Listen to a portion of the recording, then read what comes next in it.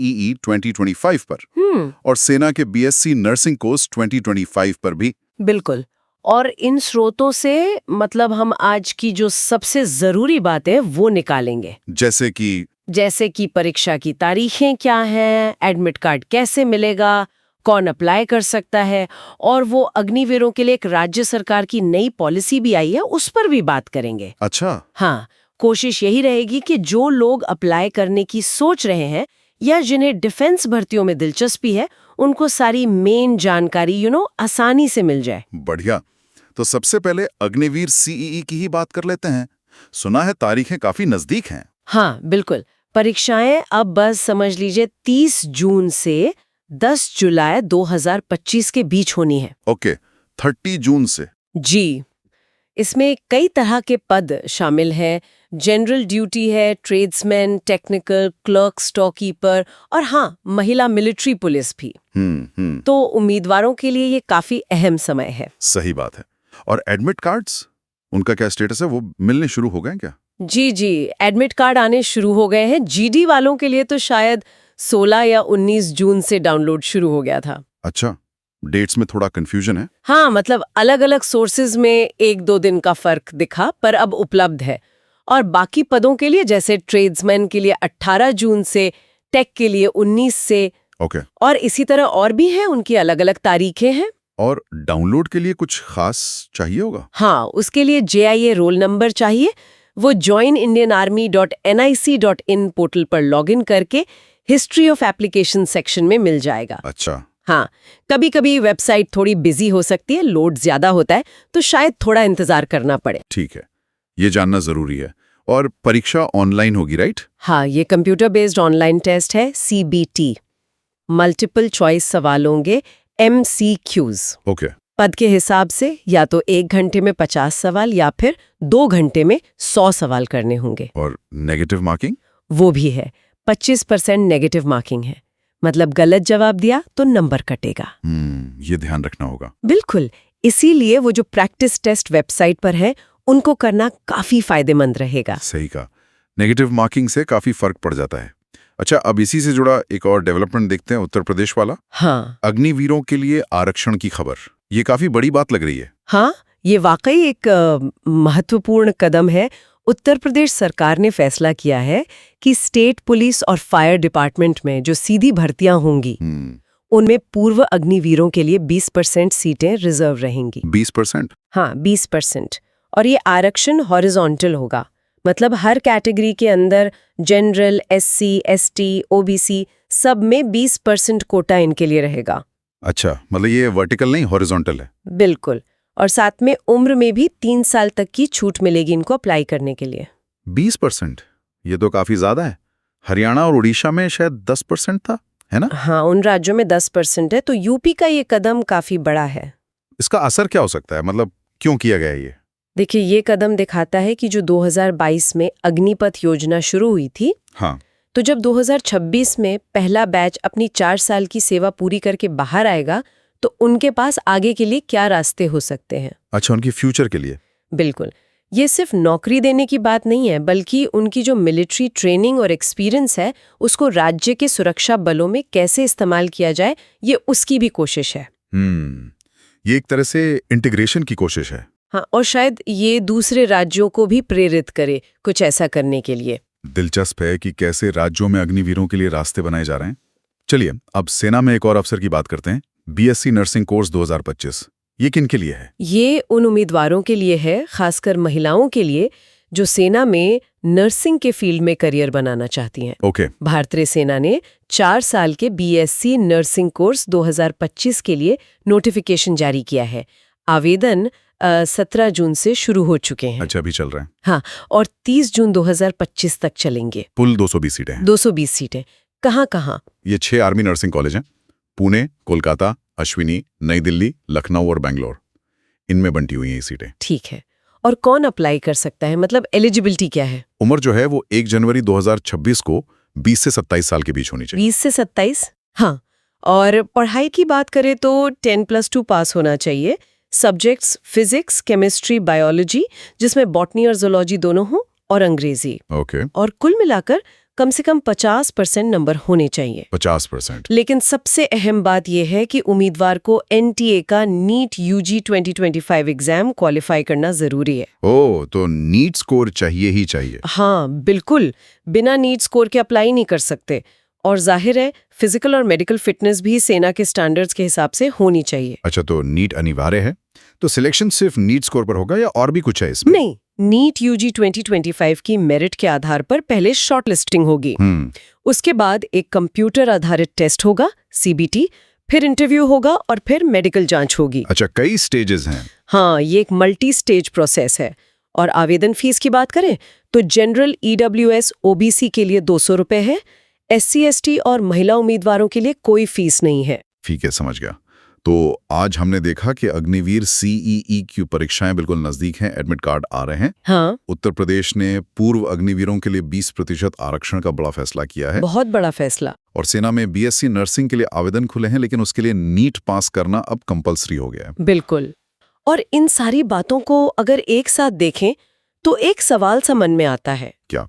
कि एक तरफ हम देख रहे हैं कि नर्सिंग जैसे प्रोफेशनल कोर्स के लिए भी नीट जैसी एक राष्ट्रीय परीक्षा पर जोर बढ़ रहा है। और दूसरी तरफ अग्निवीरों के लिए ये यूपी आरक्षण जैसे पोस्ट सर्विस रास्ते भी बन रहे हैं, जो शायद पहले इतने स्पष्ट नहीं थे। सही बात है। तो क्या ये ट्रेंड्स आने वाले समय में सेना में जो ये शॉर्ट टर्म करियर का कॉन्सेप्ट है और उससे जुड़े जो एजुकेशन पाथवेज हैं, उनको लेकर युवाओं की सोच को कुछ बदलेंगे?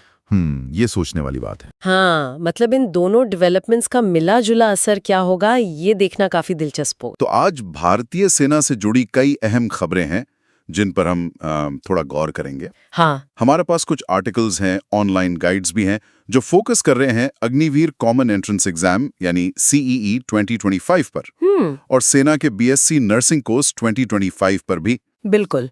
और इन स्रोतों से मतलब हम आज की जो सबसे जरूरी बात है वो निकालेंगे। जैसे कि परीक्षा की तारीखें क्या हैं, एडमिट कार्ड कैसे मिलेगा, कौन अप्लाई कर सकता है, और वो अग्निवीरों के लिए एक राज्य सरकार की नई पॉलिसी भी आई है, उस पर भी बात करेंगे। अच्छा। हाँ, कोशिश यही रहेगी कि जो लोग अप्लाई करने की सोच रहे हैं या जिन्हें डिफेंस भर्तियों में दिलचस्पी है, उनको सारी मेन जानकारी आसानी से मिल जाए। बढ़िया। तो सबसे पहले अग्निवीर सीईई की ही बात कर लेते हैं। सुना है तारीखें काफी नजदीक हैं। हाँ बिल्कुल, परीक्षाएं अब बस समझ लीजिए 30 जून से 10 जुलाई 2025 के बीच होनी है। ओके, 30 जून से। जी, इसमें कई तरह के पद शामिल हैं। जनरल ड्यूटी है, tradesman, technical, clerk, stock keeper और हाँ, महिला मिलिट्री पुलिस भी। तो उम्मीदवारों के लिए ये काफी अहम समय है। सही बात है। और एडमिट कार्ड्स, उनका क्या स्टेटस है? वो मिलने शुरू हो गए क्या? जी, एडमिट कार्ड आने शुरू हो गए हैं। जीडी वालों के लिए तो शायद 16 या 19 जून से डाउनलोड शुरू हो गया था। अच्छा, डेट्स में थोड़ा कंफ्यूजन है। हाँ, मतलब अलग-अलग सोर्सेज में 1-2 दिन का फर्क दिखा, पर अब उपलब्ध है। और बाकी पदों के लिए जैसे ट्रेड्समैन के लिए 18 जून से, टेक के लिए 19 से। ओके। और इसी तरह और भी हैं, उनकी अलग-अलग तारीखें हैं। और डाउनलोड के लिए कुछ खास चाहिए होगा? हाँ, उसके लिए JIA रोल नंबर चाहिए। वो joinindianarmy.nic.in पोर्टल पर लॉगिन करके हिस्ट्री ऑफ एप्लीकेशन सेक्शन में मिल जाएगा। अच्छा। हाँ, कभी-कभी वेबसाइट थोड़ी बिजी हो सकती है, लोड ज्यादा होता है, तो शायद थोड़ा इंतजार करना पड़े। ठीक है, ये जानना जरूरी है। और परीक्षा ऑनलाइन होगी, राइट? हाँ, ये कंप्यूटर बेस्ड ऑनलाइन टेस्ट है, CBT। मल्टीपल चॉइस सवाल होंगे, MCQs। ओके। पद के हिसाब से या तो 1 घंटे में 50 सवाल या फिर 2 घंटे में 100 सवाल करने होंगे। और नेगेटिव मार्किंग? वो भी है, 25% नेगेटिव मार्किंग है। मतलब गलत जवाब दिया तो नंबर कटेगा। ये ध्यान रखना होगा। बिल्कुल, इसीलिए वो जो प्रैक्टिस टेस्ट वेबसाइट पर है, उनको करना काफी फायदेमंद रहेगा। सही कहा, नेगेटिव मार्किंग से काफी फर्क पड़ जाता है। अच्छा, अब इसी से जुड़ा एक और डेवलपमेंट देखते हैं, उत्तर प्रदेश वाला। हाँ, अग्निवीरों के लिए आरक्षण की खबर, ये काफी बड़ी बात लग रही है। हाँ, ये वाकई एक महत्वपूर्ण कदम है। उत्तर प्रदेश सरकार ने फैसला किया है कि स्टेट पुलिस और फायर डिपार्टमेंट में जो सीधी भर्तियां होंगी, उनमें पूर्व अग्निवीरों के लिए 20% सीटें रिजर्व रहेंगी। 20%? हाँ, 20%। और ये आरक्षण हॉरिजॉन्टल होगा, मतलब हर कैटेगरी के अंदर जनरल, एससी, एसटी, ओबीसी सब में 20% कोटा इनके लिए रहेगा। अच्छा, मतलब ये वर्टिकल नहीं, हॉरिजॉन्टल है। बिल्कुल। और साथ में उम्र में भी 3 साल तक की छूट मिलेगी इनको अप्लाई करने के लिए। 20%? ये तो काफी ज्यादा है। हरियाणा और उड़ीसा में शायद 10% था, है ना? हाँ, उन राज्यों में 10% है, तो यूपी का ये कदम काफी बड़ा है। इसका असर क्या हो सकता है, मतलब क्यों किया गया है ये? देखिए, ये कदम दिखाता है कि जो 2022 में अग्निपथ योजना शुरू हुई थी, हाँ। तो जब 2026 में पहला बैच अपनी 4 साल की सेवा पूरी करके बाहर आएगा, तो उनके पास आगे के लिए क्या रास्ते हो सकते हैं। अच्छा, उनकी फ्यूचर के लिए। बिल्कुल। ये सिर्फ नौकरी देने की बात नहीं है, बल्कि उनकी जो मिलिट्री ट्रेनिंग और एक्सपीरियंस है, उसको राज्य के सुरक्षा बलों में कैसे इस्तेमाल किया जाए, ये उसकी भी कोशिश है। ये एक तरह से इंटीग्रेशन की कोशिश है। हाँ, और शायद ये दूसरे राज्यों को भी प्रेरित करे कुछ ऐसा करने के लिए। दिलचस्प है कि कैसे राज्यों में अग्निवीरों के लिए रास्ते बनाए जा रहे हैं। चलिए, अब सेना में एक और अफसर की बात करते हैं। बीएससी नर्सिंग कोर्स 2025, ये किन के लिए है? ये उन उम्मीदवारों के लिए है, खासकर महिलाओं के लिए, जो सेना में नर्सिंग के फील्ड में करियर बनाना चाहती हैं। ओके। भारतीय सेना ने 4 साल के बीएससी नर्सिंग कोर्स 2025 के लिए नोटिफिकेशन जारी किया है। आवेदन 17 जून से शुरू हो चुके हैं। अच्छा, अभी चल रहे हैं। हाँ, और 30 जून 2025 तक चलेंगे। कुल 220 सीटें हैं। 220 सीटें। कहाँ-कहाँ? ये 6 आर्मी नर्सिंग कॉलेज हैं। पुणे, कोलकाता, अश्विनी, नई दिल्ली, लखनऊ और बेंगलोर, इनमें बंटी हुई हैं ये सीटें। ठीक है। और कौन अप्लाई कर सकता है, मतलब एलिजिबिलिटी क्या है? उम्र जो है वो 1 जनवरी 2026 को 20 से 27 साल के बीच होनी चाहिए। 20 से 27? हाँ। और पढ़ाई की बात करें तो 10+2 पास होना चाहिए।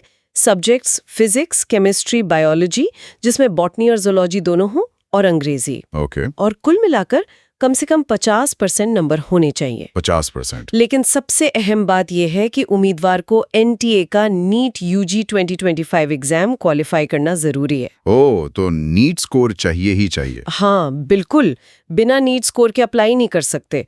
और जाहिर है, फिजिकल और मेडिकल फिटनेस भी सेना के स्टैंडर्ड्स के हिसाब से होनी चाहिए। अच्छा, तो नीट अनिवार्य है?